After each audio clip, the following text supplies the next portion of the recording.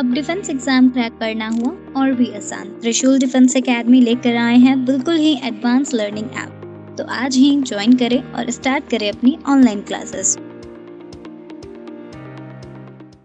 जय हिंद दोस्तों, कैसे हैं आप लोग। Once again I welcome you all. मैं इंजीनियर अजय गुप्ता आप सभी लोगों का स्वागत करता हूं त्रिशूल डिफेंस एकेडमी के यूट्यूब प्लेटफॉर्म पर।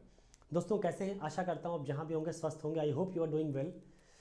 आज हम लोग जो करने वाले हैं dear, what we are going to start a practice session. Basically paper solving है। इस प्रैक्टिस सेशन के अंदर क्या करने वाले हैं हम लोग, आज स्टार्ट करने वाले हैं CDS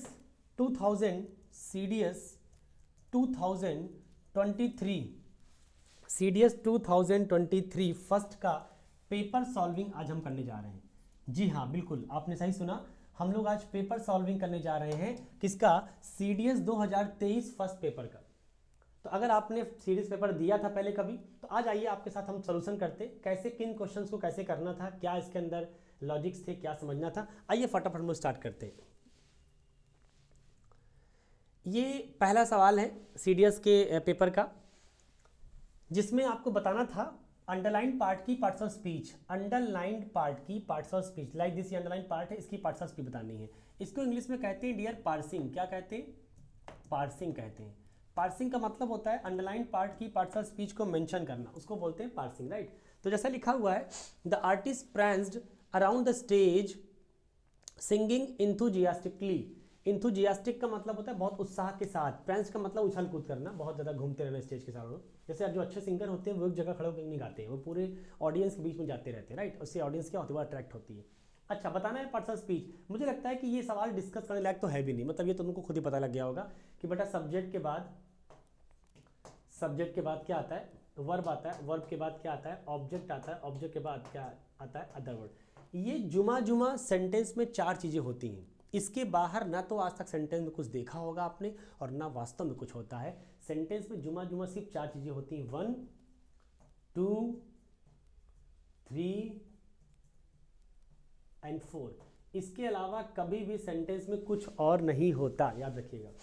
अब तुमको पता है कि द आर्टिस्ट, द आर्टिकल है, आर्टिस्ट सब्जेक्ट हो गया, सब्जेक्ट के बाद क्या आएगा? वर्ब। तो करेक्ट ऑप्शन इज वर्ब। तो ये वर्ब हो गया, सेकंड फॉर्म की यूज़ की गई है। तो आई थिंक ये बहुत सिंपल सा सवाल था, इसमें कुछ भी ऐसा नहीं जो हम बहुत एक्सप्लेन करें आपको। जहाँ एक्सप्लेन करने की जरूरत पड़ेगी वहाँ एक्सप्लेन करेंगे, ठीक है। आ जाओ भाई। नेक्स्ट लिखा है put the fork and knife in the cutlery box. देखो इन लिखा हुआ है। अब तुम जानते हो बचपन से कि ये इन क्या होती है? प्रेपोजिशन होती है। क्या होती है भाई? प्रेपोजिशन होती है। ऐसा कोई आज आप पहली बार नहीं सुन रहे, बचपन सुनते आए होंगे, और मुझे आशा है कि आप अगर आपने पेपर दिया होगा तो पक्का सही भी करके आए होंगे। तो प्रेपोजिशन के बाद क्या आता है भाई? नाउन। ये नाउन है। इसका नाउन किस केस में लिखा होता है? Objective case. लेकिन एक बात मैं यहाँ पे आपको नोटिस कर दूँ कि जो ये इन होता है ना, ये प्रेपोजिशन के साथ साथ ये एक एडवर्ब भी होता है डियर। ये एक एडवर्ब भी होता है, इस बात का पूरा ख्याल रखिएगा, ठीक है। प्रेपोजिशन के साथ साथ ये एक एडवर्ब भी होता है। जैसे मैंने कहा कि ही इज इन, और फिर मैंने कहा he is in the room. दोनों में मैं पूछ लूँ कि बेटा इन की पार्ट्स ऑफ स्पीच बताओ, तो इन की पार्ट्स ऑफ स्पीच यहाँ और यहाँ में अंतर है। बेटा ये प्रेपोजिशन है। क्यों? क्योंकि इन के बाद यहाँ नाउन दिया हुआ है, इसका मतलब ये प्रेपोजिशन रहा होगा। लेकिन ये प्रेपोजिशन नहीं है, ये एडवर्ब ऑफ प्लेस है, क्योंकि ये वेयर का रिप्लाई है। तुम किसी से पूछो, कि भाई कहाँ है, आई कहाँ है, तो आपने कहा सर अंदर है। तो कहाँ का आंसर क्या आएगा? अंदर है। इन ही इज इन, अंदर है। यहाँ कहाँ का आंसर क्या आएगा? ये पूरा। आप इससे पूछो कहाँ हो, तो कहेगा सर इन द रूम, कमरे में है। इसका मतलब ये पूरा एडवर्ब है। तो एडवर्ब पूरा है, तो ये इन क्या है? प्रीपोजिशन है, ये नाउन है। प्रीपोजिशनल फ्रेज मिलकर क्या बनाती है? एडवर्ब बनाती है। पता होगा कि कोई भी प्रीपोजिशन प्लस नाउन मिल के क्या बनाता है? दो, एक एडजेक्टिव बनाता है और एक एडवर्ब बनाता है, ठीक। ये बातें मतलब आप जानते होंगे, नहीं जानते जान लीजिए। तो ध्यान रखना, यहाँ पे फिलहाल नाउन दिया हुआ है, इसलिए इनको क्या मानेंगे? Preposition, and that is correct option is ए। और भाई लो नेक्स्ट का आंसर करो। स्लोली क्या होता है? स्लो एक एडजेक्टिव फॉर्म होता है, और स्लो का एडवर्ब फॉर्म क्या होता है? स्लोली। ये बात आप बचपन से जानते होंगे कि LY जोड़ने के बाद क्या बन जाता है? एडवर्ब। लेकिन ये बात अधूरी है, पूरी बात जान लो। पूरी बात ये होती है डियर कि अगर कभी किसी नाउन के अंदर आप LY जोड़ते हो तो बेसिकली वो बन जाता है एडजेक्टिव। लेकिन अगर कभी आप किसी एडजेक्टिव के अंदर ly जोड़ते हो तो वो बन जाता है एडवर्ब। ये बात दिमाग में रखना, इट्स वेरी वेरी इंपॉर्टेंट। लड़के रटे रहते हैं कि सर ly जोड़ेंगे तो एडवर्ब बनबे करेगा। नहीं भैया, पेटेंट थोड़ा करा लिया है वो कि ly जोड़ने के बाद एडवर्ब भी बनेगा। वो कुछ भी बन सकता है, वो दोनों बनने के चांस है। कुछ भी का मतलब दोनों, दोनों क्या, एडजेक्टिव भी एडवर्ब भी। जैसे देखो हमने जोड़ा फ्रेंड में, तो फ्रेंड में ly जोड़ोगे तो क्या बनेगा, फ्रेंड क्या है, नाउन, नाउन में जोड़ते ही क्या बनेगा, एडजेक्टिव, तो हो जाता है भैया फ्रेंडली। क्या हो जाता है, फ्रेंडली। तो फ्रेंडली एक एडजेक्टिव हुआ ना कि एडवर्ब हुआ। फिर मैंने कहा होम, होम क्या होता है, घर, घर नाउन होता है, नाउन में मैंने जोड़ दिया क्या, ly, तो क्या बन गया डियर, होमली, होमली। तो क्या हो गया ये, एडजेक्टिव। लेकिन मैंने कहा कोई एडजेक्टिव है, एडजेक्टिव पहले से है, जैसे स्लो था एडजेक्टिव, तो स्लो में ly जोड़ दिया तो क्या बन गया, स्लोली। अब इसको हम एडजेक्टिव नहीं बोलेंगे, क्या बोलेंगे, एडवर्ब बोलेंगे। क्यों, क्योंकि स्लो क्या है, एडजेक्टिव। एक हाथ और देख लो, मैंने कहा पोलाइट, पोलाइट पहले से क्या है, एडजेक्टिव, इसमें ly जोड़ोगे तो क्या बन जाएगा, पोलाइटली। तो ये छोटी बातें हैं जो बच्चे रटे रहते हैं, समझते नहीं हैं। इनको समझना जरूरी होता है बेटा, इनको रटना नहीं होता, ठीक है। English is not a subject of mugging the rules, right. English is subject of understanding the language ना। तो वो अंडरस्टैंड करने का कॉन्सेप्ट होता है, ना कि रटने का होता है। तो फिलहाल स्टोरी क्या हो जाएगा, adverb, adverb, that is B option. आ जाओ नाउ नेक्स्ट, ओ नो। इस तरह के जब भी कोई शब्द आया करें, एलॉस, ओ, आ ना, हुर्रा, तो ये सब क्या होते हैं, एक्सक्लामेटरी साउंड होते हैं एक्चुअल में। तो ये एक्सक्लामेटरी वर्ड्स होते हैं। तो ध्यान रखो कि एक्सक्लामेटरी वर्ड आपको देखते ही पकड़ में आ जाएगा। इस तरह के बहुत सारे शब्द आपने सुने होंगे, एलास ना, एक्सक्लामेटरी साइन, ओ, आ ना, इस तरह से।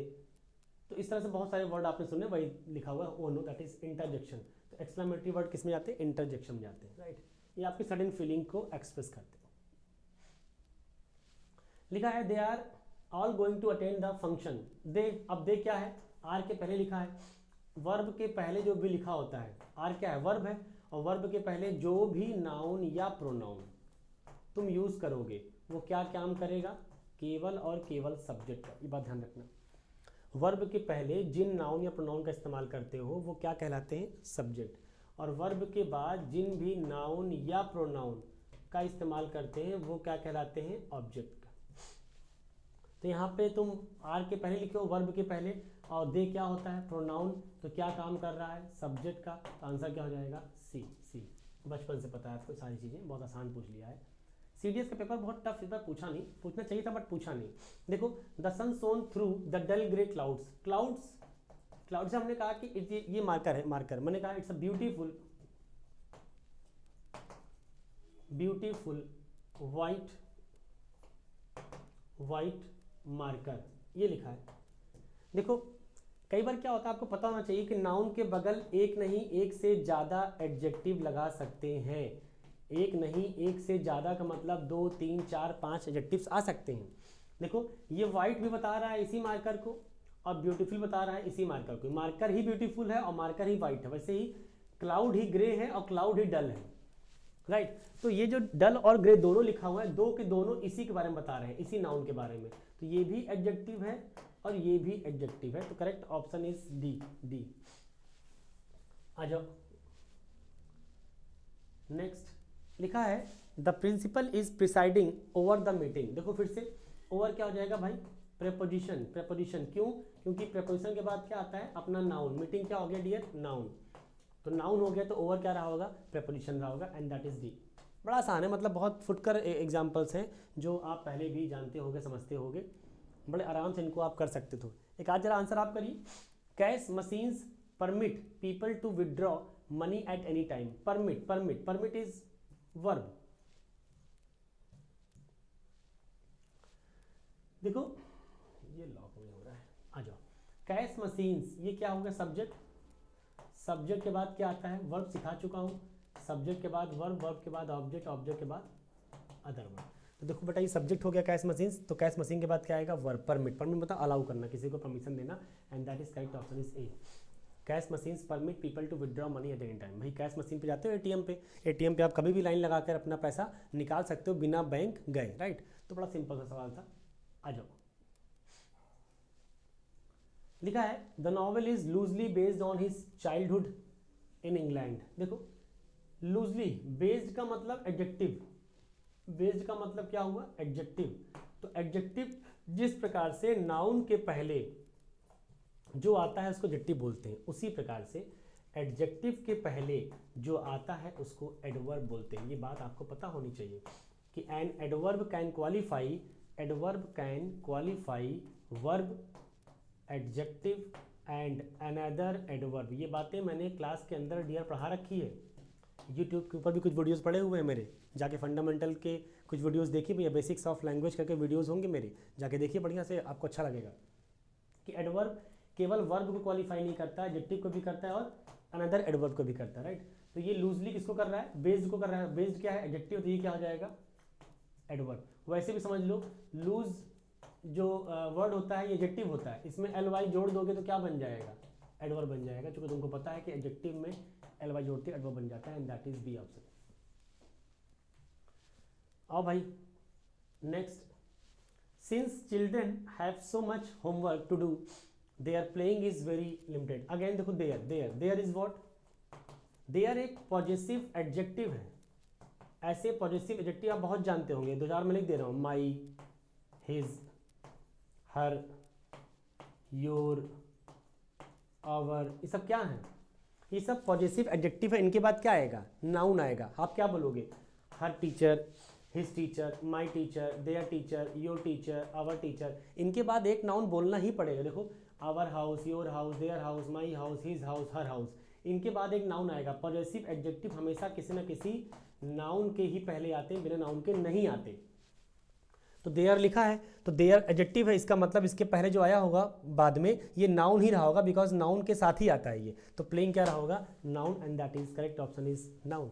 सो ये आपके 10 सवाल पार्ट्स ऑफ स्पीच के हो गए जो कि बेहद आसान थे। मतलब एक होता है आसान, एक होता है बेहद आसान। टफ पूछ सकता था मैं, इवन अगर आपको कुछ सेंटेंस कराऊं तो शायद आप ना बता पाएं, लेकिन उस लेवल की प्रैक्टिस करके रखनी ताकि हम अगर क्वेश्चन कभी टफ आए तो हमें तकलीफ ना हो। आइए हम लोग बढ़ते हैं अपने अगले क्वेश्चन की तरफ। 10 हो गया, 10 के आगे आ जाओ भाई।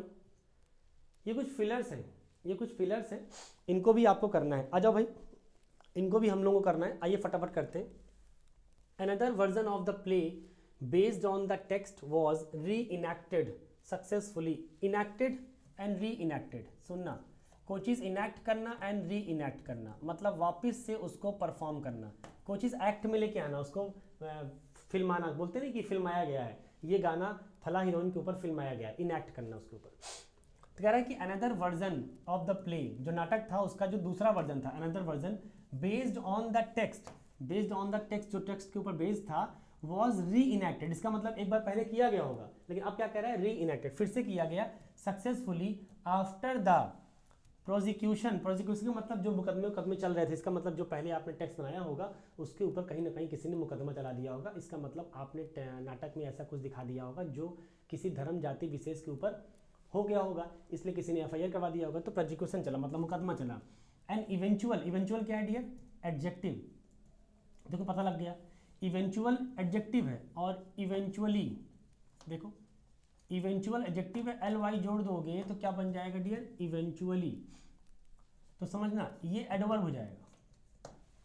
तो इवेंचुअल एडजेक्टिव, इसके बाद नाउन आएगा। अच्छा नाउन हमें नाउन के फॉर्म में चाहिए, हमें ये ING फॉर्म लगाओगे तो भी नाउन बन जाएगा, और ION लगाओगे तो भी नाउन बन जाएगा। अंतर ये है कि ING फॉर्म तब लगाते हमें जब नाउन के साथ वर्ब वाली क्वालिटी भी चाहिए होती, लेकिन अगर हमें केवल और केवल नाउन चाहिए तो फिर ING फॉर्म मत जाना, ठीक है। इसका मतलब दोनों गलत हो गए। बचा कौन सा ऑप्शन, 2, एक है प्रेस्क्रिप्शन, एक है प्रोस्क्रिप्शन। अगर आप जानते हो ठीक, वरना जान लो, मैं लिख दे रहा हूँ बेटा। एक होता है प्रेस्क्रिप्शन, प्रेस्क्रिप्शन, और एक होता है प्रोस्क्रिप्शन, प्रोस्क्रिप्शन। तो प्रेस्क्रिप्शन होता है एडवाइस एक प्रकार की, जैसे डॉक्टर आपको क्या करते हैं प्रेस्क्राइब करते हैं कि भाई तुम ये वाली मेडिसिन यूज़ करो, या कोई और सजेशन उनको देना था कि भाई तुम ऐसा करो, तुम जाके हायर सेंटर पे दिखा लो, किसी बढ़िया डॉक्टर दिखा लो, अब ये बीमारी हमारे बस की बात नहीं है। वो प्रेस्क्राइब करते हैं, क्या करते हैं एडवाइस करते हैं बेसिकली। जो प्रोस्क्राइब होता है, प्रोस्क्रिप्शन होता है, ये एक्चुअल में कोई चीज़ बैन करना होता है, कोई चीज़ बैन करना, बैन को बोलते हैं एम्बार्गो, एक वर्ड होता है एम्बार्गो, बड़ा प्यारा वर्ड है, एग्जाम में कई बार आया सिनोनिम में। एम्बार्गो करना मतलब किसी को बैन करना, अलाउ मत करना। That is proscription. तो करेक्ट ऑप्शन क्या हो जाएगा? प्रोस्क्रिप्शन, क्योंकि यहाँ कुछ प्रिस्क्रिप्शन की बात चल नहीं रही है, यहाँ तो कुछ बैन करने की बात चल रही है। कह रहे कि after the prosecution and eventual proscription of the enacting the play in public theatre by the government, government द्वारा क्या कर दिया गया, उसको बैन कर दिया गया था। लेकिन उसको फिर से उन्होंने क्या किया, री इनेक्ट किया सक्सेसफुली। क्योंकि पहले क्या कर दिया गवर्नमेंट ने, उसको बैन कर दिया होगा, मुकदमा चल रहा था, लेकिन बाद में उसको फिर से उसको क्या किया गया, री इनेक्ट किया गया, and that is proscription. I hope ये सवाल समझ में आया होगा, बड़ा आसान सवाल था। आ जाओ, लिखा है Ravi remembers the year when there was a. देखो फ्लड दिया है, फ्लड एक नाउन है।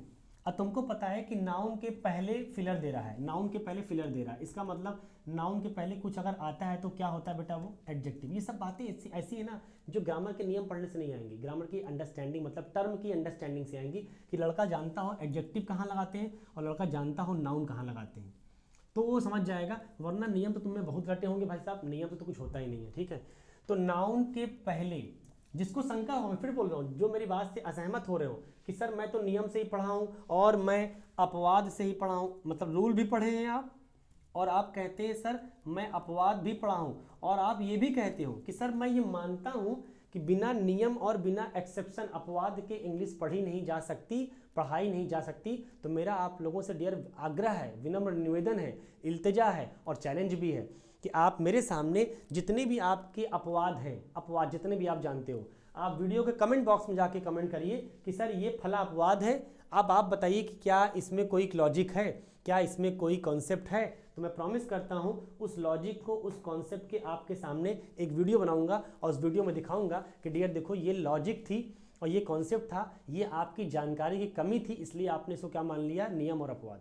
इंग्लिश में कुछ ऐसा है नहीं, क्योंकि मैं एक मैथ्स का स्टूडेंट रहा हूँ, मेरा अपना इंजीनियरिंग है, बीटेक है, तो मेरे नाम क्या है ER लगा जान ही रहे हैं। तो मैं कभी भी चीज़ों को रटता नहीं हूँ और ना मैं चाहता हूँ कि आप रटे, राइट। तो रटे नहीं, समझे जरा बात को। तो मैंने कहा कि नाउन के पहले एडजेक्टिव आएगा। अब हमको पता है कि एडजेक्टिव रावेज जो होता है ये एक वर्ब होता है, क्या होता है, वर्ब। तो ये होगा नहीं, क्योंकि नाउन के पहले वर्ब नहीं आएगा।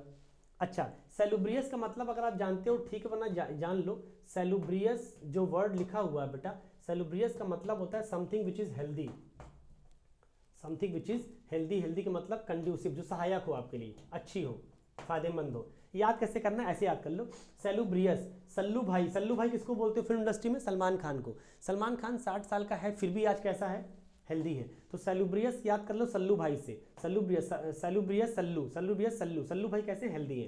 तो हेल्दी मतलब कंड्यूसिव है। अब हमें यहाँ पे फ्लड कंड्यूसिव तो होगा नहीं, फ्लड का मतलब बाढ़, बाढ़ के लिए सेलुब्रियस वर्ड तो होगा नहीं, इसका मतलब एडजेक्टिव तो है ही लेकिन वहाँ जा नहीं सकता, मीनिंग सही नहीं है। तुम बताओ, एम्यूलरेट जो लिखा हुआ है बेटा, ये एम्यूलरेट, ये एक वर्ड होता है, बड़ा प्यारा वर्ड है, कई बार ये एग्जाम में पूछा गया है। एम्यूलरेट, एम्यूलरेट होता है किसी चीज़ को बेहतर करना, टू इम्प्रूव, टू इम्प्रूव, किसी भी चीज़ को पहले से क्या करना, बेहतर करना, निखारना, उसको बोलते हैं एम्यूलरेट। हम फ्लड को बेहतर तो नहीं कर रहे होंगे, इसका मतलब है कि ये भी नहीं जाएगा। फ्लड कैसा है, जो विनाश ला रहा हो, डिवेस्टेटिंग फ्लड है, मतलब तबाही मचा रहा हो, ऐसा फ्लड है, उसको बोलते हैं डिवेस्टेटिंग फ्लड, राइट। तो करेक्ट ऑप्शन इज बी।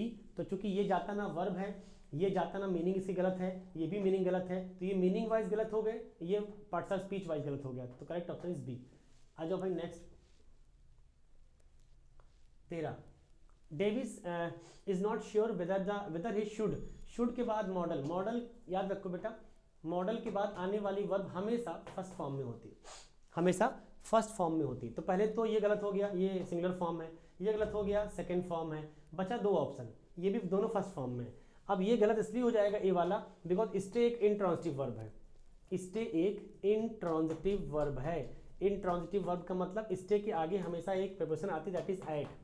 आपको बोलना पड़ेगा I stay at the hotel, तो एट लगाना पड़ता है बिकॉज स्टे एक इंट्रांजिटिव वर्ब है, तो स्टे के बाद हमेशा एट आएगा, और यहाँ एट दिया नहीं है, डायरेक्ट लिखा हुआ है, इसका मतलब स्टे नहीं आएगा, बचेगा कौन सा ऑप्शन, बी, क्योंकि शुड के बाद वर्ब की फर्स्ट फॉर्म आनी। कितना आसान है कि मॉडल के बाद फर्स्ट फॉर्म, ये ऐसे गलत हो गया, इन दोनों में ये इंट्रांजिटिव है, चूंकि यहाँ आगे ऑब्जेक्ट दे रखा है बिना प्रिपरेशन के, इसका मतलब स्टे लगा नहीं पाएंगे, तो करेक्ट ऑप्शन इज बी। तो करेक्ट ऑप्शन इज बी। आओ भाई, they space as responsible people do during the difficult situation. देखो दे है, दे सब्जेक्ट कैसा है, दे जो सब्जेक्ट है बेटा वो सब्जेक्ट है प्लूरल फॉर्म में।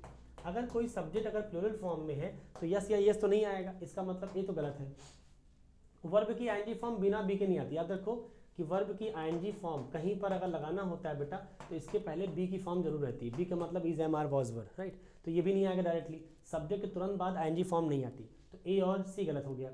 बिलीव बेटा नाउन है, बिलीव नाउन है, इसका वर्ब फॉर्म होता है बिलीव, बिलीव, बिलीव इसका वर्ब फॉर्म होता है। तो बिलीव ऐसे गलत हो गया बिकॉज दे के बाद क्या आना चाहिए, वर्ब आनी चाहिए, तो ये गलत हो गया। बच्चा कौन सा option, B, they behaved, second form past indefinite tense, they behaved past indefinite tense. आ जाओ भाई, लिखा है criminal law has taken long, ये एक ईडियम है, ये एक ईडियम है। कुछ ईडियम ऐसी होती हैं जो आपको याद करने पड़ते हैं, जैसे जो कहावतें हैं उसमें हमारा कोई बस नहीं है, इसमें हमारा कोई रोल नहीं, इसमें इंग्लिश का कोई रोल नहीं, इसमें लॉजिक्स नहीं चलती, इसमें सिर्फ और सिर्फ चलता है कि आपको पता है कि नहीं। जैसे दो जानवर बोल रहा हूँ, दो जानवर, एक होता है ऊँट कैमल और एक होता है हाथी एलिफेंट। हम कहावत में क्या पढ़ते हैं, ऊँट के मुंह में जीरा, ऊँट के मुंह में जीरा। कभी आपने सुना हाथी के मुंह में जीरा, नहीं सुना। जबकि मुझे लगता है कि हाथी का साइज शायद ऊँट से बड़ा ही हो, ऐसा मुझे लगता है, शायद आपको लगता हो। तो हम हाथी के मुंह में जीरा बोलेंगे तब भी मामला एक ही बात रहेगा कि कोई बहुत बड़ी चीज़ है उसको बहुत छोटा चीज़ दे रहे हो तुम, राइट। तो ऊँट के मुंह में जीरा, लेकिन हम बोलते क्या है ऊँट के मुंह में जीरा, बिकॉज ये हमारा ईडियम है, मतलब इसमें हमारा कोई रोल नहीं है, जो बोला गया है वही हमको बोलना पड़ेगा। तो बेटा होता है टेक लॉन्ग, ये एक ईडियम होती है, टेक लॉन्ग स्ट्राइड्स, ये एक ईडियम होती है लंबे कदम उठाना, लंबे कदम उठाना, जिससे बोलते नहीं सरकार को अब सॉलिड ठोस और लंबे कदम उठाने पड़ेंगे। तो लंबे कदम उठाना दैट इज ये ईडियम होती है, इसको याद रखना पड़ेगा। टेक लॉन्ग स्ट्राइड, तो इसमें बहुत कोई नियम कानून नहीं है, नहीं आपको बहुत समझना है, ये बस एज अ ईडियम अगर आपको याद रहेगा तो आपको याद हो जाएगा, वरना फिर दिक्कत करेगा आपके लिए, ठीक है। आ जाओ 16, many laws have been made to deal with the problems of, देखो लिखा है ऑफ एक प्रेपोजिशन है, प्रेपोजिशन के बाद क्या आएगा डियर, नाउन, नाउन या प्रोनाउन। किस केस में आएगा, ऑब्जेक्टिव केस में। अब तुम देखो जरा, तुम बताओ, कह रहे हैं कि बहुत सारे नियम, many laws have been made, बनाए गए हैं, to deal with the problems, समस्याओं से लड़ने के लिए, ऑफ अगेंस्ट वुमेन, औरतों के अगेंस्ट। तुम बताओ किस प्रॉब्लम्स किस चीज़ की, देखो डिफिकल्टीज तो होगा नहीं, खुद ही प्रॉब्लम्स लिखा हुआ है, तो डिफिकल्टीज भी वही सेम मीनिंग कन्वे करेगा। क्रिमिनल्स होगा नहीं, क्रिमिनल्स को कोई पर्सन होते हैं, क्रिमिनल्स के प्रॉब्लम्स की समस्याओं को सॉल्व करने के लिए सरकार नियम बनाएगी नहीं, क्रिमिनल्स को ख़त्म करने के लिए सरकार नियम बना सकती है, लेकिन क्रिमिनल्स की समस्याओं को ख़त्म करने के लिए सरकार नियम नहीं बनाती। भाई क्रिमिनल्स की समस्या हम क्यों ख़त्म करेंगे, अब मान लो हमारे देश में कोई क्रिमिनल हो, अब उस क्रिमिनल की समस्या जो है वो सरकार की जिम्मेदारी खत्म करना नहीं, इसका मतलब तो वाहियात हो जाएगा। सरकार तो अपने नागरिकों की पहले सुरक्षा करेगी, क्रिमिनल्स तो वैसे ही क्रिमिनल अपराधी हैं, तो उनका कहाँ से खत्म होगा, इसका मतलब सी और डी खत्म हो जाएगा। प्रॉब्लम्स ऑफ टेरर होता नहीं, मतलब टेरर की समस्या तो यहाँ है नहीं, वो ये कह रहा है कि ऑफेंसेस, अपराध कह रहा है कि many laws have been made to deal with the problems of offences, जो अपराध औरतों के खिलाफ हो रहे हैं, उनका जो रेप केस हो रहा है, उनको जो स्टेयरिंग हो रही है उनके खिलाफ, जो स्टॉकिंग होती है उनके खिलाफ, जो हर जगह औरतों को जो शोषण किया जाता है उनके खिलाफ होने वाले अपराधों की जो समस्याएं हैं उससे जूझने के लिए सरकार ने बहुत सारे नियम बनाए हैं। तो ये हमें बोलना पड़ेगा ऑफेंसेस, ऑफेंस का मतलब ही होता है क्राइम, कि जो क्राइम अगेंस्ट वीमेन हो रही हैं उनको ख़त्म करने के लिए, उनसे जूझने के लिए सरकार ने बहुत सारे नियम बना दिए, दैट इज ऑफेंसेस। आ जाओ भाई 17, a person purchasing goods and services for commercial purposes will also not come under the मतलब आर्टिकल मतलब नाउन, आर्टिकल है, अब आर्टिकल के बाद क्या आएगा डियर, नाउन आएगा खुश होने के लिए, आर्टिकल पर प्रोनाउन नहीं आता बेटा, हाँ आर्टिकल डिटर्मिनर है, determiner is always use for noun, right. So the, ये जो लिखा गया है एक्ट, ये कानून की भाषा है, इसे कानून में हम डिसीजन को डिसीजन नहीं बोलते, मतलब कानून की अपनी भाषा होती है बेटा, और हर उस भाषा को सीखना पड़ता है। डिसीजन का मतलब निर्णय, तो निर्णय को कानूनी भाषा में क्या बोलते हैं बेटा, वर्डिक्ट, फैसला। डिसीजन का मतलब आपका फैसला, योर डिसीजन, तो हम कानून भाषा में क्या बोलते हैं, वर्डिक्ट बोलते हैं। तो याद रखो कानून की अपनी एक अलग भाषा होती है, अलग टर्मिनोलॉजी होती है, वो टर्म्स सीखने पड़ते हैं। वैसे ही ये लिखा गया ना, come under the purview of this act. Purview का मतलब ही होता है उसका रेंज, परव्यू का मतलब ही होता है उसका रेंज, मतलब कि उस एक्ट के अंतर्गत ये आता है। तो परव्यू एक वर्ड है, रेंज इसको बोलते हैं कॉमन भाषा में, और कानूनी भाषा में क्या बोलते हैं, परव्यू, राइट, दैट इज। आ जाओ भाई। The emergence of sovereign Indian nation was, किस पे जो हमारा जो भारत का जो इक्वलिटी का जो वो था, nation on the nation of equality, समानता का अधिकार था। जब हमारा भारत आज़ाद हुआ, सब बना, संविधान बना, तो उसमें क्या दिया गया, उसमें दिया गया कि सबको समान अधिकार मिले, इक्वलिटी का आधार मिले, इक्वलिटी के बेस पे ही उसका हमारे नेशन का उद्गम हुआ, इमरजेंस हुआ। तो वो जो डिपेंडेंसी है, तो डिपेंडेंसी को हम इंग्लिश में क्या बोलते हैं, एक्चुअल में इसको बोलते हैं प्रीमाइज्ड। प्रीमाइज्ड का मतलब ही है based, based is equal to dependent, is equal to dependent. हमारा आधार क्या था, हमारा आधार था इक्वलिटी ऑफ नेशन ना। तो ध्यान रखो, नेशन लिखा है, नोशन लिख दिया गया, नेशन ऑफ इक्वलिटी। राष्ट्र हमारा किस चीज़ पे बेस्ड था, इक्वलिटी पे, समानता पे, नेशन ऑफ इक्वलिटी। तो कह रहा था emergence of was a sovereign Indian nation was premised is equal to was based on the nation of equality. तो ध्यान रखो कि द नेशन ऑफ इक्वलिटी जो लिखा गया है वो किस पे बेस्ड था, प्रीमाइज था, मतलब बेस्ड था। तो बेस्ड को दूसरी भाषा में क्या बोलते हैं, प्रीमाइज बोलते हैं। हालांकि इससे एक वर्ड और सुने होंगे आप, प्रीमाइसेस जो होता है कोई प्लेस, समझते हैं, प्रीमाइसेस मतलब हमारे प्लेस पर आप आ जाइए, हम यहीं पे फंक्शन कर लेंगे। तो प्रीमाइसेस का मतलब जो आपका एरिया होता है, एरिया होता है। आ जाओ भाई next. In Manipur the most important piece of literary work that continues to, अब टू लिखा है, टू के बाद डियर क्या आएगा, वर्ब की फर्स्ट फॉर्म सिखाया था अभी कुछ देर पहले। अब देखो टू के पास फर्स्ट फॉर्म ये है नहीं, सेकंड फॉर्म है, ये एस लगा दिए, ये भी खत्म हो जाएगा, बचा ए और बी। अब ए और बी में दिक्कत क्या है कि एक है इंस्टॉल, इंस्टॉल समझते हो, बिल्कुल समझते हो, क्योंकि तुम लोग मोबाइल दुनिया के व्यक्ति हो, तो मोबाइल कंप्यूटर से आपका बड़ा नाता है। तो मोबाइल कंप्यूटर में आपने देखा होगा हर चीज़ क्या कहती है, इंस्टॉल की जाती है। जब किसी फिजिकल सिस्टम में कोई चीज़ इंस्टॉल किया जाता है, अंदर डाला जाता है, फिजिकल सिस्टम में, कैमरे में, लैपटॉप में, मोबाइल में ना, सिस्टम में हम फिजिकल चीज़ों के अंदर कोई चीज़ अगर डालते हैं, उस चीज़ को डालना इंग्लिश में बोलते हैं इंस्टॉल करना, फिजिकल चीज़ों में। लेकिन अगर किसी व्यक्ति के अंदर, जैसे हम एक व्यक्ति, आप भी एक व्यक्ति हो, आपके अंदर मुझे कोई चीज़ इंस्टॉल करनी है, मतलब हम चाहते हैं कि आपके अंदर दया बिल्कुल नहीं है किसी व्यक्ति के लिए, और मैं चाहता हूँ कि आपके अंदर दया वाली फीलिंग इंस्टॉल हो जाए, मतलब जागृत हो जाए, जग जाए, उसको बोलते हैं, मतलब किसी इंसान के अंदर किसी फीलिंग को डालना, उस डालना को इंस्टॉल नहीं बोलते, उस डालना को बोलते हैं इंस्टिल। तो याद रखो इंस्टिल करना मतलब कोई चीज़ इंजेक्ट करना बेसिकली। लेकिन ध्यान रखो किसी व्यक्ति के अंदर जब कोई चीज़ जागृत की जाती है, डेवलप की जाती है, इंस्टॉल की जाती है, तो उस इंस्टॉलेशन को हम क्या बोलते हैं, इंस्टिल करना। That is in Manipur the most important piece of literary work that continues to instil a sense of patriotism.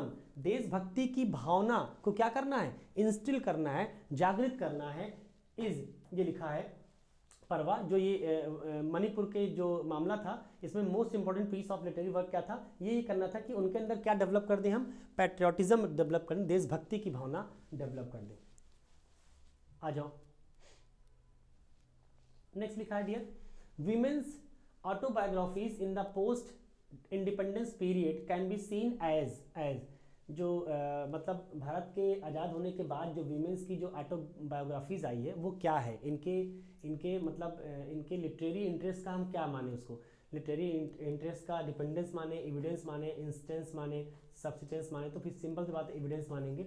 अगर वो भारत आज़ाद होने के बाद अगर वीमेंस के बहुत सारे ऑटोबायोग्राफी आ रहे हैं, इसका मतलब ऑटोबायोग्राफी कौन लिखता है, खुद कोई लिखता है। जब कोई इंसान खुद अपनी ऑटोबायोग्राफी लिख रहा है, इसका मतलब उन महिलाओं का लिटरेचर में इंटरेस्ट रहा होगा कि नहीं। ऑटोबायोग्राफी लिखने का मतलब है कि आपका इंटरेस्ट कहीं ना कहीं लिटरेचर में है, वो इस बात का प्रतीक है। अगर बहुत सारी ऑटोबायोग्राफीज लिखी जा रही हैं, इसका मतलब कि ये महिलाएं जरूर लिटरेरी इंटरेस्ट रखती होंगी, मतलब लिटरेचर में इनका इंटरेस्ट जरूर होगा। और ये ऑटोबायोग्राफी इस बात का क्या है, सबूत है, एविडेंस है, and that is correct option. तो आई होप ये 20 सवाल ये भी आपके हो गए। तो मैंने आज आपको कराया जितने भी सवाल CDS 2023 के, CDS 2023 के बेटा ये पेपर थे, हम आगे और भी करा लेंगे, क्योंकि एक ही स्लॉट में अगर सब कराएंगे तो फिर आप बोर हो जाएंगे, तो बेहतर होगा। आज मैंने सीधे 2023 के फर्स्ट के पेपर करवाए हैं। 20 सवाल मैंने करवाए हैं। 10 सवाल आपको मैंने करवाए हैं पार्ट्स ऑफ स्पीच के, और 10 सवाल करवाए हैं फिलर्स के। ये 2 आपके सीडीएस के पेपर थे, इन दोनों को करवा दिया है। आगे हम किसी और वीडियो में कुछ और सेक्शन को इन्वॉल्व करेंगे, PQRS ले लेंगे या एरर ले लेंगे ना, कुछ भी ले लेंगे जो आपके लिए फ्रूटफुल रहेगा। ठीक है, आज के लिए इतना ही, मिलते हैं नेक्स्ट वीडियो में। Thank you so much.